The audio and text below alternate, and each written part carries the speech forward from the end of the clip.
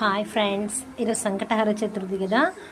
నేను ఈసారి last friends 11 months చేద్దాం అనుకున్నాను.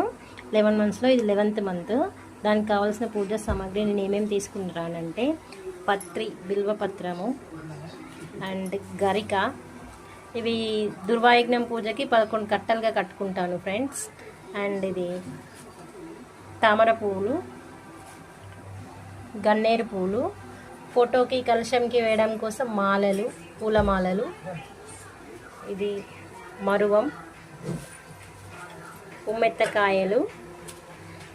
ఇవి 21 రకాల పూలు దొరకాయి కదా ఫ్రెండ్స్, అందుకే 21 రకాలకు బదులుగా ఒకటే రకం పూలు 21 కౌంట్ చేసుకొని పెట్టుకొని ఒక్కొక్క మంత్రంకి ఒక్కొక్క పువ్వు అనేది వేస్తాను నేను.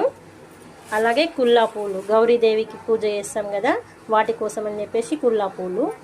ఇవి 5 రకాల పూలు ఫ్రెండ్స్, పూజ కోసమే. ఇవి సపరేట్గా మళ్ళీ విడి పూలు 5 రకాలు: మందార పూలు, చామంతి పూలు, గులాబీ పూలలోనూ పింక్ ఒకటి, ముద్దగా ఉండే పింక్ ఒకటి, అండ్ రెడ్ కలర్ ఒకటి, ఇది పింక్ కలర్ ఒకటి, ఎల్లో కలర్ చామంతి పూలు, అండ్ వైట్ కలర్ చామంతి పూలు.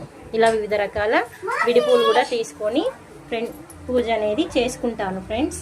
అలాగే పసుపు గణపతి కోసం, హరిద్ర గణపతి కోసం అని చెప్పేసి ఇది గణపతి. ఇది మేము గౌరమ్మను కూడా పెట్టుకుంటాము, తల్లి గౌరమ్మ, పిల్ల గౌరమ్మ అని చెప్పేసి ఇలా గౌరమ్మను కూడా పెట్టుకొని పూజ అనేది చేసుకుంటాము. తమలపాకులు, జిల్లేడు పూలు మెయిన్గా కావాల్సినవి గణపతికి. తెల్ల జిల్లేడు పూలు అండ్ గరిక ఫ్రెండ్స్. వస్త్రాలు పత్తితో ఇలా చేసుకొని వీటికి బొట్ట అనేది పెట్టుకుంటాను. వస్త్రం సమర్పయామి అన్నప్పుడు వేసేస్తాను. ఇది యజ్ఞోపవేతం ఫ్రెండ్స్.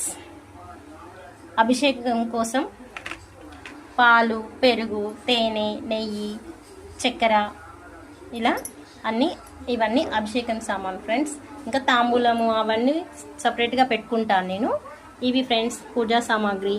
Thank you.